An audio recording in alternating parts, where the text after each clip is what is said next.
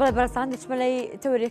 تەوەری دووەمین گفتوگۆکانی ئەمڕۆمە سەبارە بە ڕۆڵی ژناندا لە دانوستانە سیاسەکاندا. لێستادا ژنان تا چەندێک ڕۆڵیان هەیە لە هەموو دانوستانە سیاسیانی کە لەسەر ئاسی هەرێمی و لەسەر ئاسی جیهاندا ئەنجام ئەدرێتەوە. کاریگەریەکانی ژنان چی دەبێت؟ پێشنیار و ئاڕای ژنان لە دانوستانەکاندا تا چەندێک کاریگەری لەسەر بە ئەرێنیبوونی دانوستانەکان هەیە، تا چەندێک بایەغ بە ڕۆڵی ژنان ئەدرێت لە کار سیاسیەکاندا لە دانوستانە سیاسەکانە پیاوەتی لە حزبەکاندا و لە بانگەشی هەڵبژاردنەکاندا و حزبانی کە بانگەشەوە دەکەن کە ڕۆڵی ژنان لەناو بانگەشەکانیدا زیاد دەکات تا چەندێک بەڵێنەکانی خۆیان بردوتە سەر. من بە گفتوگۆکردنی زیاتر سەبارە بە ڕۆڵی ژنان لە دانوستانە سیاسەکان دەچمە لای زۆر بەڕێز تەنیا کەمال کە بەڕێزیان ڕاگەاندکارن و پشۆزگرا سۆخۆ لە ستۆدیۆ لەگەڵ من ئامادەن. تەنیا خان سڵاو لێ بێ، باش، زۆر بەخێر بێت. بانی ئێوەش باش، بانی بینەرانی بەڕێزیش باش. زۆر سپاس بۆم دیدارە. تەنیا خان باس لە بابەتێکی هەستیارەکەین، باس لە ڕۆڵی ژنان دەکەین لە دانوستانە سیاسەکاندا. بەگشتی ڕۆڵی ژنان لە دانوستانە سیاسەکاندا چۆنە؟ و ڕێژەکەشی چەندە؟ ئایا ئەم ڕێژەکە جێ دڵخۆشیە بە گوێرەی پێویستە؟ سپاس. طبعا ژنان مادەم بوونیان هەیە لە ناو کای سیاسەکانە، مادەم هەموو حیزبێک بۆ ئەوەی ئەو باڵانسە جێندەریە ڕاگرێت ڕێژێک لە ژنان بەژاری پێئەکات لە سەر ئاستی خوارەوە تا ئاستی سەرەوە، بێگومان پێویستەکە لە هەموو سێکتەرەکانە یاخود لە هەموو ناوەندەکانە ژنان هەبێت و ژنانیش باوەڕپێکریانی ژنانی باوەڕپێکراو هەبێت بۆ ئەو کارێکە پێی هەڵەسێت. ئێمە لەناو طبعا هەموو کای سیاسەکانە ئەبینین چەند پرۆسێک بەڕێوە ئەچێت. یەکێک لەو پرۆسە زۆر دیموکراتیانە ئەوەیە کە پرۆسی هەڵبژاردنە. پرۆسی هەڵبژاردن طبعا پێویستی بەوەیە کە هەموو حیزبێک هەستێ بە پروپاگەندەی خۆی بۆ حیزبەکەی بۆ بەدەستێنانی زۆرترین دەنگ بۆ ئەم مەبەستەش دەستە لەسەر ئاستی جیهانە مەسەلە جێندەریەکە و مەسەلەی ژنان زۆر گرنگی پێ ئەدرێت، هەموو حیزبێک بانگەشەی بۆ ئەکات و ئەبینین ژنانێکی زۆر بەشداری ئەکەن چ لە پەرلەمان بۆ بەدەستێنانی زۆرترین دەنگ بۆ پەرلەمان کە ئەبینین هەندێکیان لە ڕێی کۆتاوە، ئەتوانین بڵێن زۆربیان لە ڕێی کۆتاوە ئەتوانن ئەو چانسیان هەبێ بچنە پەرلەمانەوە، هەندێکیان بە دەنگەکانی خوان ئەچنە ئەو پرۆسەیەوە. دواتر ئێمە بابەتی پێکێنانی حکومەتمان هەیە لە دوای پرۆسەی هەڵبژاردن. بێگومان تازەترین پرۆسەی دیموکراتی هەڵبژاردن لە هەرێمی کوردستانە ئێمە مانگی دەبوو 2024 کە لە هەرێمی کوردستان پرۆسێکی هەڵبژاردن بەڕێوە چوو، تایدا زۆرترین ململانی تیاکرا بۆ بەدەستێنانی دەنگ، ژنانیش بەشدار بوون لەو ململانەیە کە بێتە سەر مەسلەی پێکەنانی حکوومەت لە ناو حیزبە براوەکانە، حیزبە براوەکانی هەڵبژاردنە. ئەبینین یعنی حیزبەکان لەو کاتەیە لەو پرۆسەیە غیابی ژن هەیە، بەڵام بە خۆشحاڵیەوە ئەبینین لە ناو یەکێتی نیشتیمانی کوردستان ئەو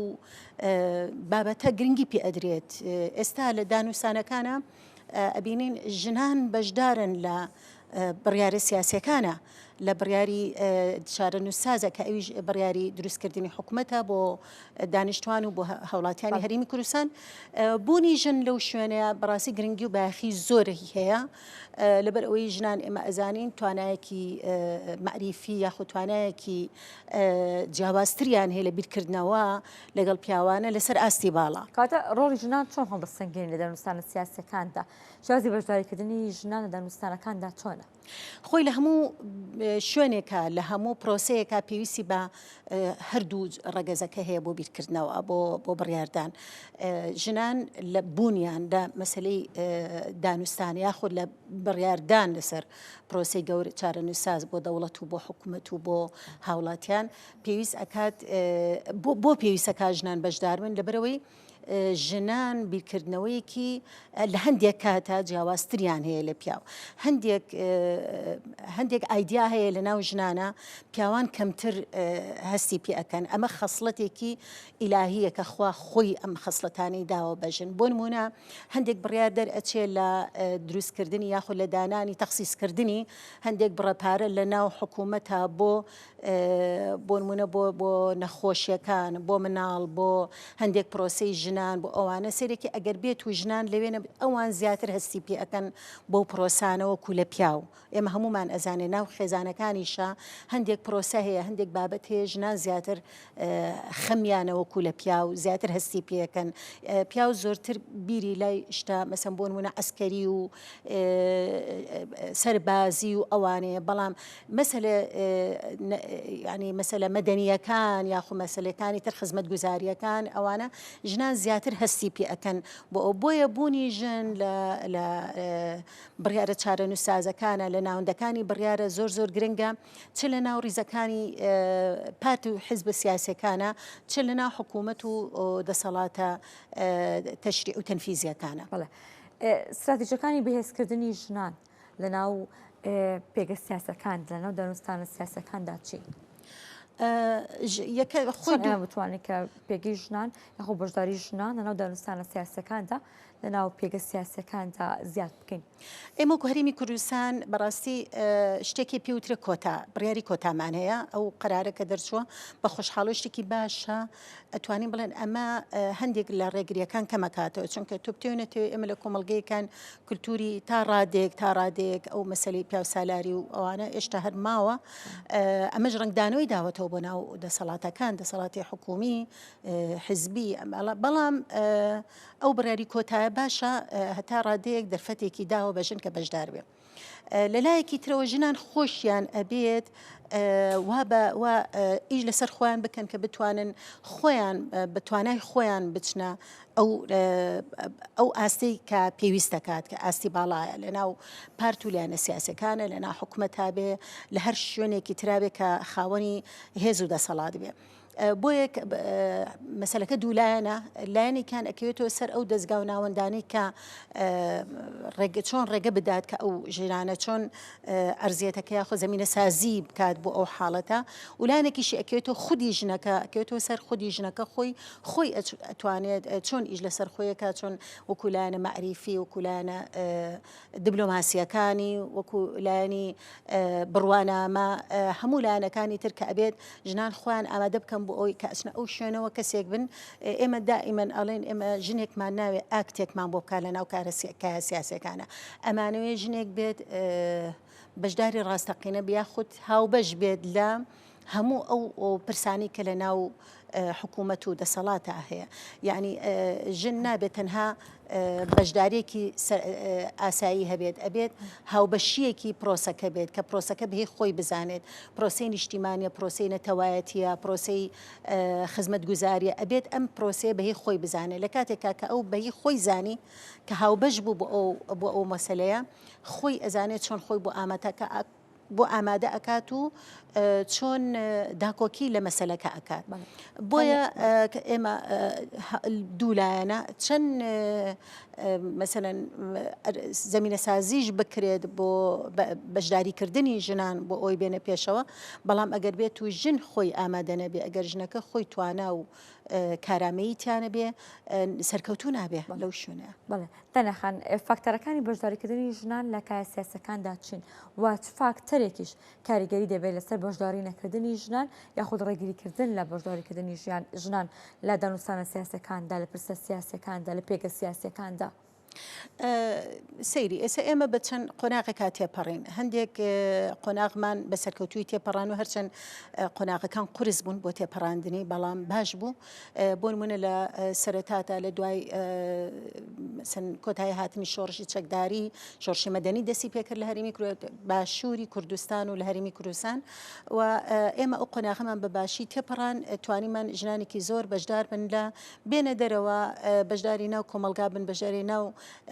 هەموو ناوەندە جیاجەکان بن چ ناوەندی معریفیە چ ناوەندی سیاسیە چ ناوەندی کۆمەڵایەتیە ڕێژێکی زۆر لە ژنان بەشدارێکی باشیان هەیە ئێستا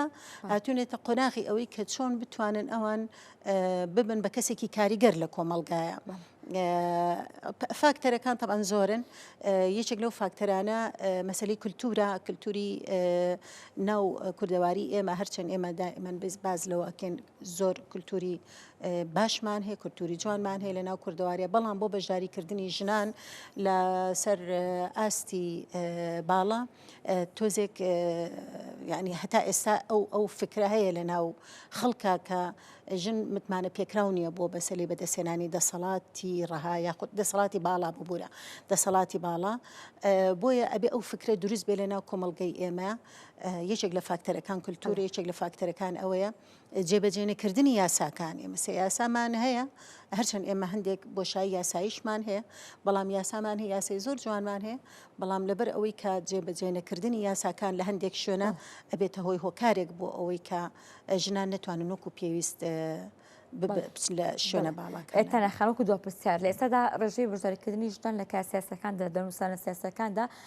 دڵخۆشکردن و هەموو ئەو نمونە سیاسیانی کە ژنان هەیان بووە ڕۆڵە سیاسانی کە ژنان لە ماوەکانی ڕابردوودا گێڕاویانە ئایا نمونی سەرکەوتون بۆ ئەوی کە هاندەرێک بە پاڵنەرێک بە بۆی کە بەشداریکردنی ژنان لە کار سیاسەکاندا لە دەنووسانە سیاسەکاندا زیاد بکات؟ ئەوەی کە ئێمە ئەیبینیم بۆ نمونە گەر تازەترین حەدەس هەبێ تازەترین ڕوودا و ئێستا هەموو حیزبولانە سیاسەکان کار لەسەر ئەوکەن تامان لە دوای هەڵبژاردنەکانەوە کار لەسەر ئەوە ئەکەن کە چۆن بتوانە حکوومەتێکی تۆکمە دروستکەن کە ناوی حکوومەتی هەرێمی کوردستان و کابینەی دەیە ئێستا دانووسانەکان بە شێوەیەکی چڕی لە هەموو پارتولانە سیاسەکان دەستی پێکرۆ ڕۆژانە ئەبینین ئێمە لە میدیاکانە چەندین کۆبوونەوەی گەورە ئەکرێ لەسەر ئاستی باڵا بەڕاستی دڵخۆشکەر نییە لەبەر ئەوەی کە ئێمە لە هەندێک یاخود بڵێن لە زۆری نەیانە غیابی ژن ئەبینین لە دانستانەکانە لە کۆبوونەوەکانە بەڵام دڵخۆشکەرە لەبەر ئەوە یەکێتی دەرگایکی کرۆتەوە بۆ ئەو مەسەلێ و دەرکی پێکردووە کە غیابی ژن هەیە بە خۆشحاڵی و ئەبینین ئێستا نوێنەری دانوستانەکان لەسەر ژنی تایە کە لە پشکی یەکێتی نیشتیمانی کوردستانە و بە خۆشحاڵی و ئەبینین سەرۆکی لیژنەی تەکنیکیە بۆ ئەو پرسا و لە نێوان دوو حیزبی زۆر ڕکابەریشە یعنی ئەوە بەڕاستی جێ دڵخۆشیە کە تۆ خاتونێک بتوانێ یاخود کەسێک بتوانێت ژن بێت و لەناو هەموو ئەو ململانێ سیاسیە ڕۆڵی باش ببینێت بۆ چارەسەرکردنی کێشەکان. زۆر سپاس بۆ زۆر بەڕێز تەنیەکەمان ڕێگەاندکە سپاس بۆ تۆ سپاس بۆ کە لە بایم ڕێکوستان و لەگەڵ ئێمە ئامادە بوویت. سپاس بۆ زۆر بەخێر بێت زۆر سپاس خۆش بێت.